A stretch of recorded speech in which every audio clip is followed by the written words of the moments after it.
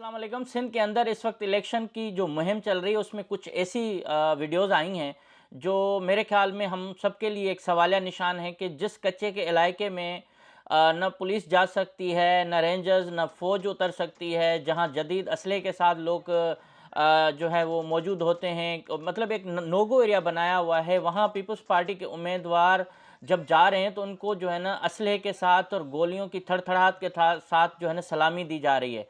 और ये वीडियोस आप देख के हैरान रह जाएंगे कि ये कच्चे का इलाका है जहां कानून नाफिज करने वाले इदारे इस वक्त तक अरबों रुपए हुकूमत से, हमारे सिंध हुकूमत से ले चुके हैं। और पिछले साल भी यही हुआ था कि सिंध हुकूमत जो ये निगरान है उन्होंने ड्रामा करके ये कहा कि हम रेंजर्स का ऑपरेशन कर रहे हैं, उसमें फ़ौज से भी मदद ली जाएगी और उसके बदले में शायद 4 अरब रुपए जो है ना तकरीबन खर्च किए जा चुके हैं। और रेंजर्स ने सिर्फ इतना काम किया कि शिकारपुर इंडस हाईवे पर और घोटकी में जाकर फ्लैग मार्च करके सारे के सारे पैसे जो है ना वहाँ खर्च कर दिए और कोई उंगली उठाने वाला नहीं है कि भाई सिंध के इतने अरबों रुपए आपने कहाँ लगा दिए हैं। और दूसरी तरफ वही जो ड्रामा जो नज़र आया वो आया कि अफ़गानियों को वापस अपने मुल्क भेजेंगे और उसके नतीजे में भी सिंध की निगरान हुकूमत को तकरीबन 4 अरब रुपए खाने को मिल गए और सिर्फ 1,000 लोग वापस जा गए हैं। ये सरकारी एदाद व शुमार हैं। ये हालात सिंध के अंदर हैं। इस वक्त भी दर्जनों लोग जो है ना कच्चे के इलाके में अगवा हैं और उनको जंजीरों से बांधकर ये डाकू तस्वीरें जारी करते हैं। तमाम जो कबाइल हैं उनके सरदार वो पक्के में बैठे हुए हैं। इस तरह से कानून नाफिज करने वाले इदारों को भी सब पता है कि कौन सा गैंग कौन चला रहा है। लेकिन ये बड़ी हैरत अंगेज़ एक वीडियो है जो मैं आपको अभी दिखा रहा हूँ, आप इसको देख लें। और क्योंकि मुमकिन है कि कभी कभी जो है ना पाबंदी लग जाती है ऐसी वीडियोस दिखाने पर, जिसकी वजह से आप समझते हैं कि मैंने जैसे पिछले अपने व्लॉग में कहा था कि बलूचिस्तान की ख़तरनाक तस्वीरें आई हैं, तो वो वाकई ऐसी तस्वीरें हैं। अगर मैं रखूँगा तो चैनल से शायद रिमूव हो जाएंगी। तो इस वजह से तस्वीरें और वीडियोज़ जो है ना वो मैं एहतियात करके करता हूँ। आप पहले ये वीडियो देखें, फिर बताऊँगा कि ये कौन सा पीपल्स पार्टी का रहनुमा है जिसको इस तरह की एक समझे कि प्राइवेट मलेशिया जो है ना वो सलामी दे रही है। उनके साथ उनके पीएस जाके बार बार मुसल्ह लोगों को मिन्नतें कर रहे हैं कि आप बराए मेहरबानी फायरिंग बंद करें, मगर वो नहीं मानते। ये दो वीडियोज़ हैं। कुछ दिन पहले एक वीडियो आई जो मैंने ट्विटर पे रख चुका हूँ ऑलरेडी, लेकिन यहाँ मैं इसलिए बना रहा हूँ कि आपको सिंध का एक असली जो तस्वीर है ना वो दिखा सकूँ कि सिंध के अंदर हालात क्या हैं। तो पहले आप ये वीडियो देखें और मैं थोड़ा सा खामोश होता हूँ।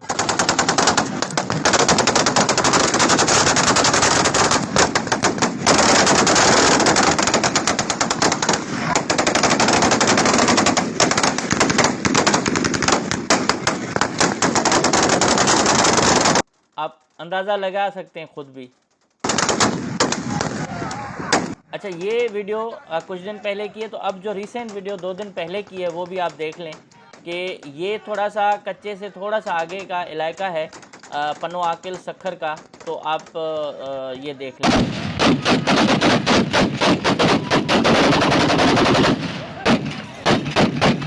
अच्छा, ये सूरत हाल है सिंध के अंदर हमारे कच्चे के इलाका है पन्नो आकिल सखर का। और पन्नो आकिल की फ़ौजी छावनी भी जो है बहुत करीब है। जहाँ छावनी होती है उसके मेरे ख्याल में अतराफ़ में 100 किलोमीटर तक, वो कहते हैं ना कि जब बच्चे रात को सोते हैं तो सांबा का नाम याद करते हैं तो डर जाते हैं ना, इस तरह का डायलॉग है, इंडियन डायलॉग, हमें तो याद नहीं अभी पूरा।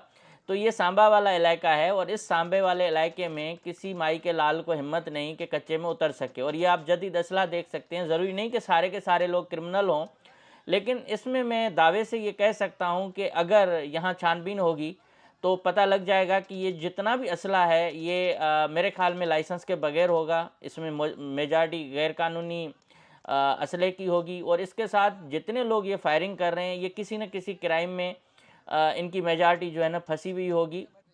लेकिन कानून नाफिज करने वाले इदारे इस जगह पर उतर नहीं सकते, यहाँ जा नहीं सकते। और इसके पीछे भी वजूहात हैं जो मैं आगे चल के बताऊँगा। लेकिन अब सवाल ये पैदा होता है कि ये काफ़िला किसका था और ये कैसे वहाँ पहुँचे, जबकि इन रहनुमाओं के साथ पुलिस भी साथ थी। अब मैं आपको बताऊं, ये जो साबिक अपोजिशन लीडर खुर्शीद शाह, इस्लामुद्दीन शेख और एक मिनिस्टर साहब हैं सखर के, वो इस जगह पर गए हैं कैंपेन के सिलसिले में। जब वो वहाँ पहुँचे हैं तो जलसा वो मतलब किया है, तो वहाँ इन लोगों ने जो जिस तरह की सलामी दी है आप देख सकते हैं, और वीडियो भी मैंने आपको दिखाई कि ये सूरत हाल इस कच्चे के इलाके में। अब इससे सवाल ये पैदा होता है कि जब आपके साथ डाकू और क्रिमिनल गैंग्स और मुसल्ह लोग साथ हों, तो वो भी जश्न मना रहे हैं कि पीपल्स पार्टी के रहनुमा उनके पास आ रहे हैं या वो पीपल्स पार्टी जीते। अब सारे सिंध के अंदर सूरत हाल ये है कि जितने भी क्रिमिनल हैं, जितने भी सरदार वडेरे गैंग चलाते हैं और जितने भी जराइम पेशा लोग और 2 नंबर लोग हैं, वो सारे के सारे पीपल्स पार्टी को सपोर्ट करते हैं। उसकी वजह ये है कि पीपल्स पार्टी ने अपने 15 सालों में इन लोगों को नवाजा है, इन लोगों को मजबूत किया है, छोटे छोटे वडेरे सरदार रईस ये पैदा किए हैं। और जरदारी साहब की जो सियासत है, जिस पर मैं हमेशा तनकीद करता हूँ, छोटा मुंह बड़ी बात वाली बात है कि इन्होंने एक माफिया को मजबूत किया है सिंध के अंदर। तो वो माफिया ये आपको नज़र आ रही है कि इस तरह की सूरत हाल में आप सिंध के अंदर जो मुखालफिन हैं उनको कुचला जाता है, और उनको अगवा करने की धमकियां, मुकदमात की धमकियां, ये सब चीज़ें होती हैं। अब जिस कच्चे के अंदर कोई मुखालिफ पीपल्स पार्टी का होगा तो इस सूरत हाल में रह पाएगा।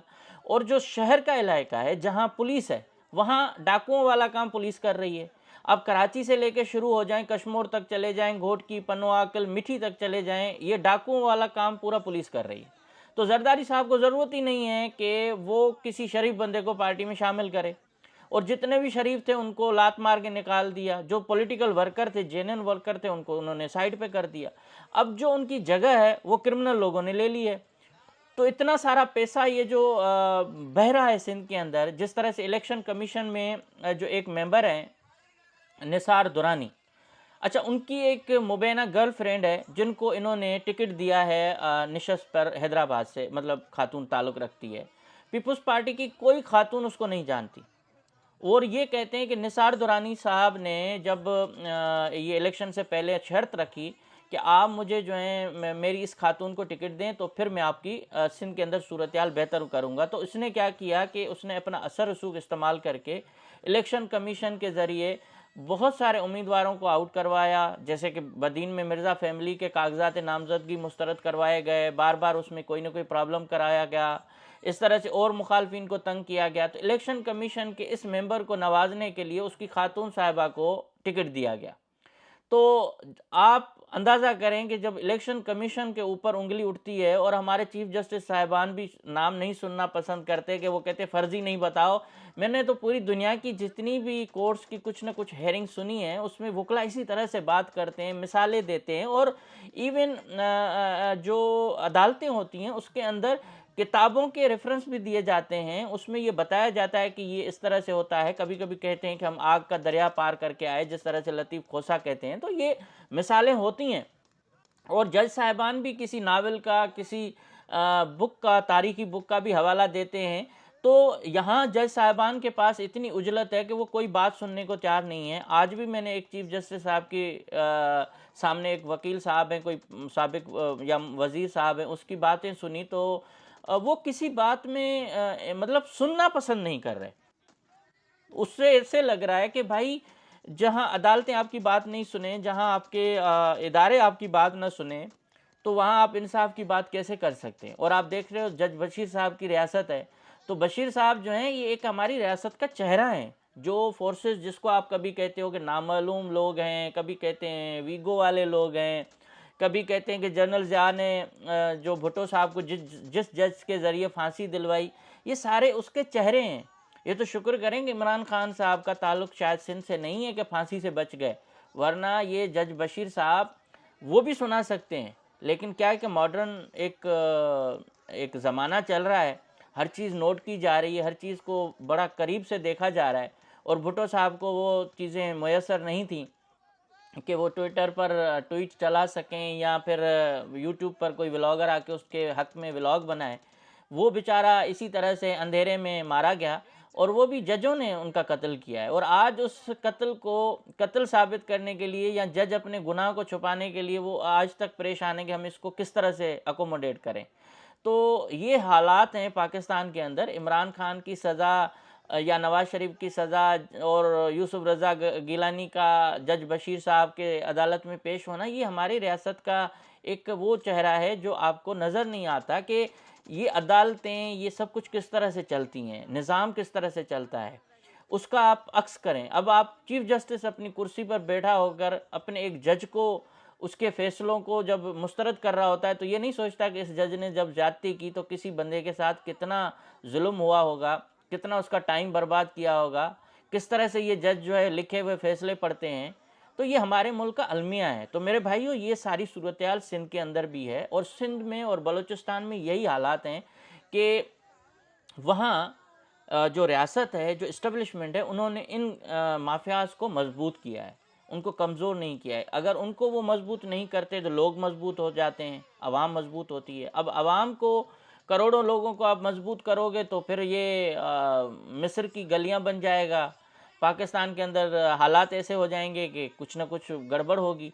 तो उनको रोकने के लिए चंद लोगों पर हाथ रखना ज़रूरी है, और यही बलूचिस्तान के अंदर हुआ है। अब देखें, सिब्बी और मच में जो मैंने बात की थी, उसकी 3 दिन तक लड़ाई चलती रही है।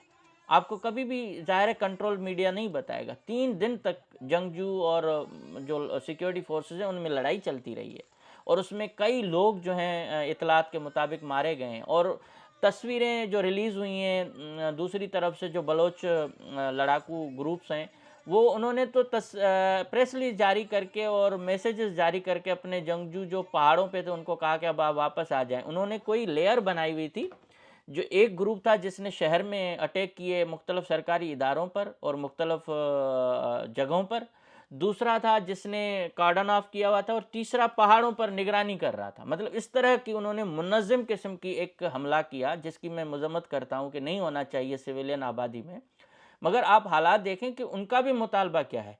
अगर ये रियासत इस तरह से उनसे मतलब लड़ेगी, तो ज़ाहिर है डेफिनेटली जब वो आएंगे तो जंग तो होती है, मगर इस चीज़ का मुस्तकिल हल नहीं है।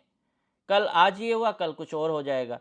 तो ये आप सिंध के अंदर हालात देखें, बलूचिस्तान में देखें, पंजाब में देखें, केपीके में देखें, ये बड़ी तशवीशनाक सूरत हाल है, और हमें इस पर ध्यान देने की ज़रूरत है। लेकिन हम इसका आर्जी इलाज करते हैं, और आर्जी इलाज कभी भी पायदार नहीं होता। तो सिंध में डाकू इलेक्शन मुहिम चला रहे हैं पीपल्स पार्टी की, उनकी एक प्राइवेट फोर्स है जिसको मैं हमेशा कंडेम करता हूँ, दिखाता रहता हूँ, और आपको आज मैंने दिखा भी दिया कि भाई सिंध में पीपल्स पार्टी जीतती किस तरह से। तो ये अंदाज़ा करें कि इस मुल्क का जो वज़ीर आज़म बनने की ख्वाहिश रख रहा है बिलावल साहब, बच्चों की तरह ज़िद नहीं होती कि मुझे खिलौना चाहिए, तो बड़े लोग जो हैं वो यही चाहते हैं कि हमें कुर्सी चाहिए, बस मैं ट्रेंड हो गया हूँ, मुझे कुर्सी पे बैठा दो। सिंध का हाल यह कि कर दिया है कि कोई बंदा बात करने के लिए बेचारा करके 10 दफ़ा सोचता है।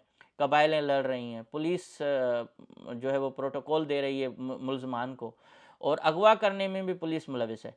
मतलब वो अगवा करके लोगों को डाकुओं के हवाले करते हैं। तो ये सूरत हाल है, और उम्मीद करता हूँ कि सिंध के बारे में अगर आपको सही किस्म की मालूमात चाहिए तो इस चैनल को ज़रूर आप सब्सक्राइब भी करें, देखें भी और सपोर्ट भी करें। Thank you so much.